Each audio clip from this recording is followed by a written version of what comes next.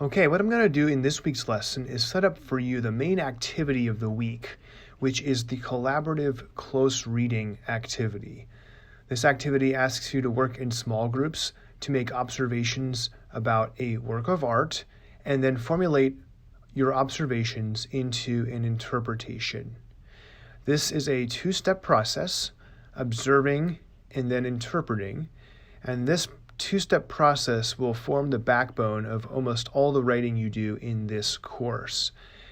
The key to this process is exactly what Scudder and Berger were talking about last week, looking directly at a work of art or a text, paying attention to what you're seeing, not being afraid of being a beginner or not being an expert, and trusting your own instincts. You tried this informally at the end of last week when you did the first weekly observation journal.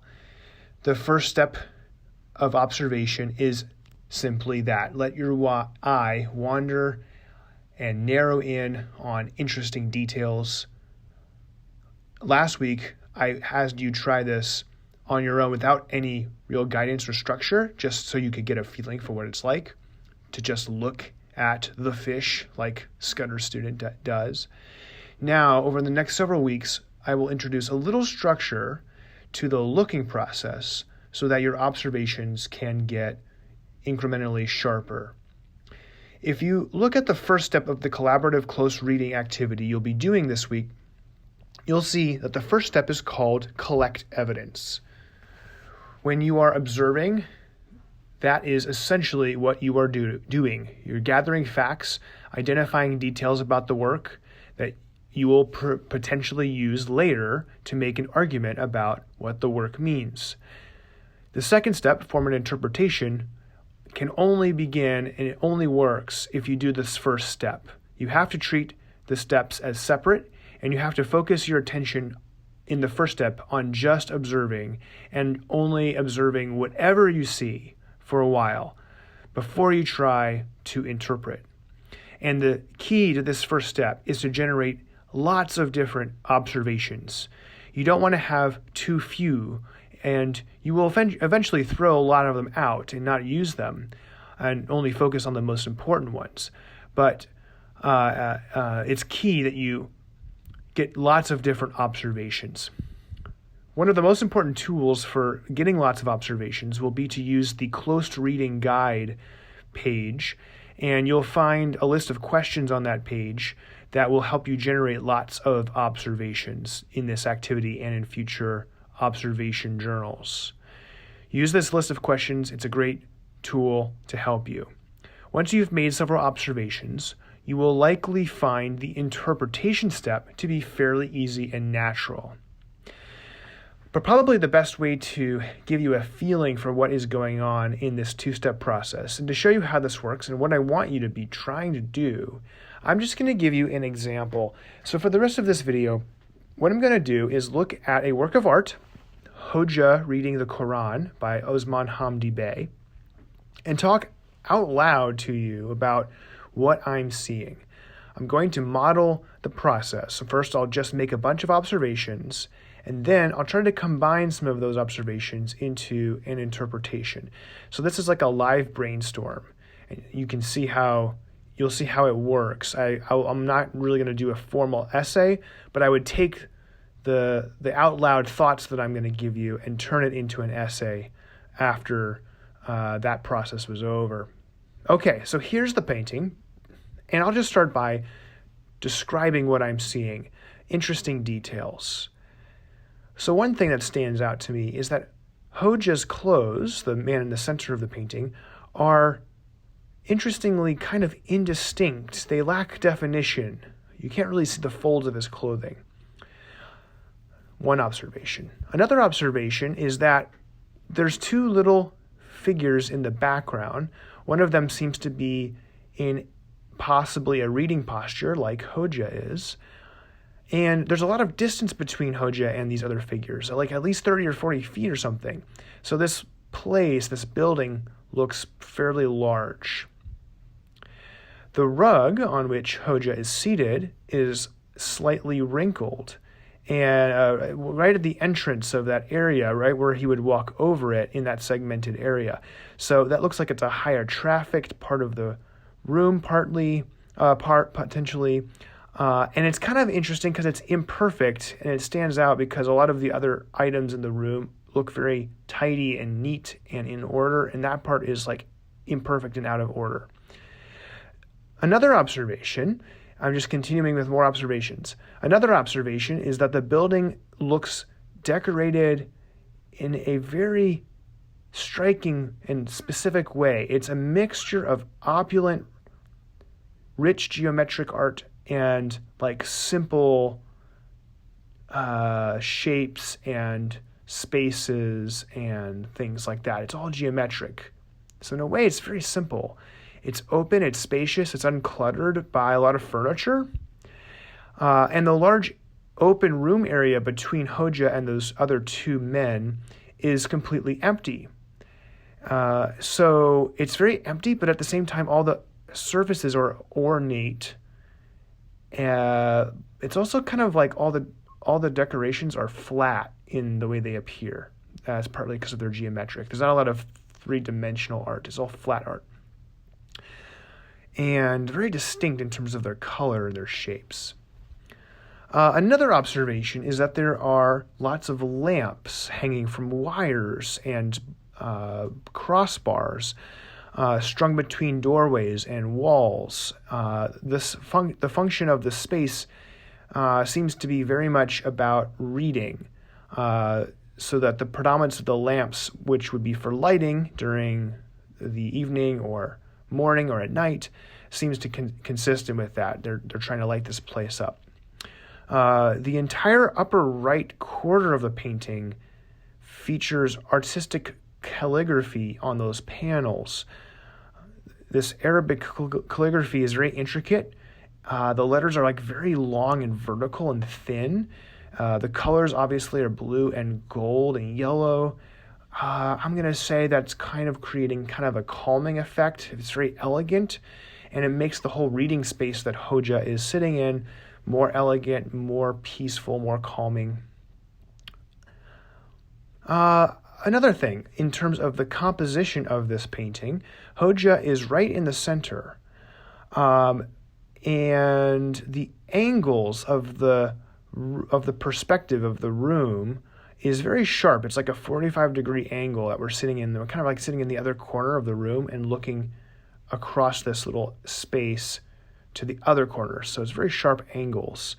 And with all the walls and the architecture of this building running parallel along this perspective, we gotta get a sense of depth of the space, and that the artist's viewpoint is kind of very close to Hoja. It's very quiet and intimate in this little corner that Hoja is sitting in. So Hoja is in one sense kind of isolated from other people in this building, but in another way, it's very warm and intimate. One more observation is that there are some books on the shelf behind Hoja, and these are kind of untidy or laying out of order.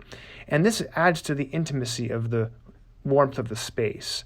Hoja, or whoever else might use this space and sit here, seems to be spending a lot of time here.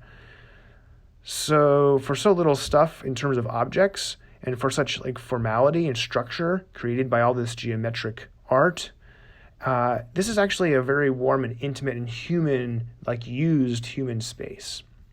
Okay, so those are some observations. Those are some descriptions, some details that I just went around the painting thinking about what I was seeing.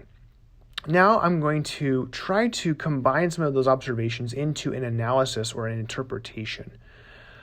And I'm just going to continue thinking out loud about this as I look over my list of observations and ponder what they add up to, what they mean. Hamdi Bey seems to want to create a juxtaposition on purpose that highlights this sense of warmth and human occupancy. On one hand, the space is formal. Humans are sort of isolated inside of it and alone. The space is almost transcendent and like sacred and religious, which kind of feels maybe a little bit cold in a way. And humans are removed from each other. They don't have their normal social like interactions. They're supposed to be quiet and by themselves. Presumably this is on purpose to kind of bracket out the rest of the world and its distractions and to create a space for quiet reading and prayer. On the other hand, the posture and activity of Hoja in this partially enclosed area with warmer colors and all these motifs like the shuffled books and the crinkled rug suggest warmth and intimacy. The angle of the perspective we're looking at also creates intimacy. So I'm wondering, why is there this juxtaposition of cold architectural space and warm, subdivided, smaller spaces? One possibility is that it creates the right kind of conditions for spiritual reading and prayer. It's almost like Hoja has a private little area to really concentrate and be quiet. And at the same time, he's part of something bigger, joined to the others in the same building, in the same activity, demonstrated by the presence of the other man reading in the background. Another thing I would analyze is Hoja's posture and expression. At the center of the painting, we see that Hoja's tunic is washed out and kind of blurry. It kind of lacks sharp lines and definition.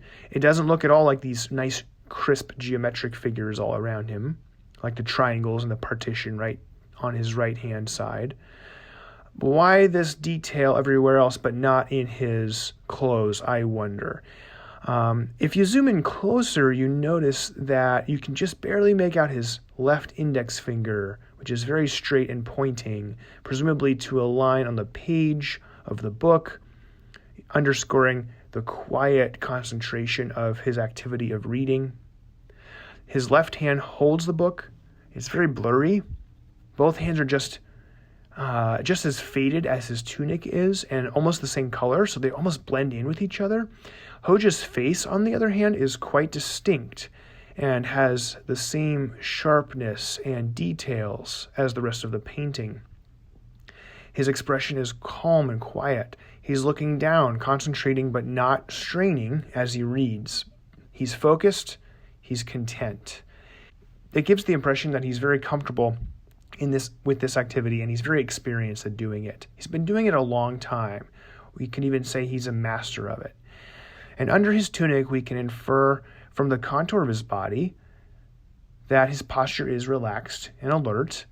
He's probably sitting in Indian style or maybe with one leg out to the side from underneath him. Either way, what would be uncomfortable for most of us for long periods looks very practiced for him. There is a stamina to this kind of reading. He's doing it methodically, in a paced way. He could go on for a long time.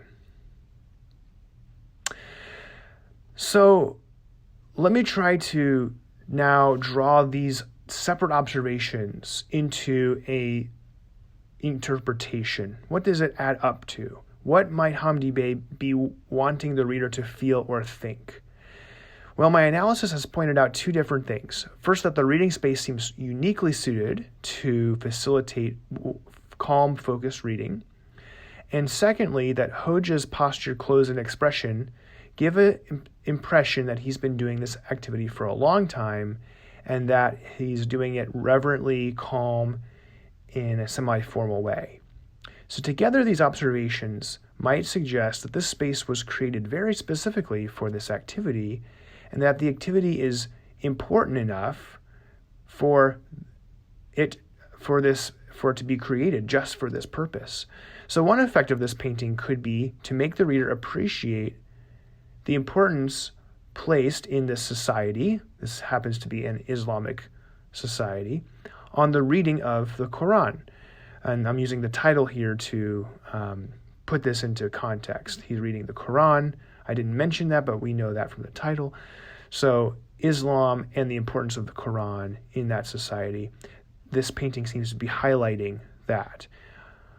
Another purpose of the painting could be to make us appreciate the dignity of this activity. And maybe third, we could say that despite the importance and reverence, Hamdi Bey has left clues that this activity and space is warm, humane, and even responsive to the practical uses that human beings are making of it for prolonged periods of time. I'm thinking about the disheveled books, the rug, the informality of Hoja's posture.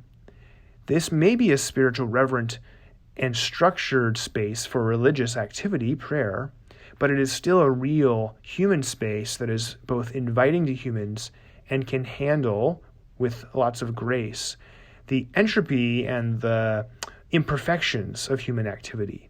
So all in all, this makes me respond positively with admiration and respect.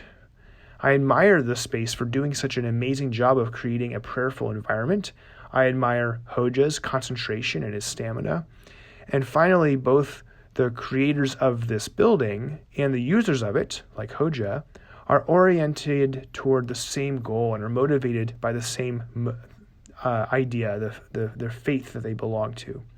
So my final takeaway might be that Hamdi Bey ultimately wants the viewer to recognize and appreciate the beauty of the Islamic faith. Okay, so that was just a rather long-winded, thinking out loud example of how I might go from very specific details in the first step of the process and build those into observations, and eventually those observations get built into an overall interpretation. How do we do that well? You have to get good at making those observations, and that's partly what we'll study over time as we move into the middle part of the semester. We'll learn more tools for observing things more sharply and getting more specific about what we're seeing.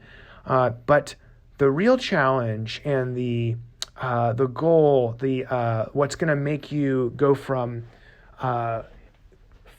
fine writer to being a really good writer is the ability to build those small things into the bigger things, to be able to state and to show your work like you might in a math problem, to be able to show your work that you went from the small data points to the overall observation or the overall interpretation.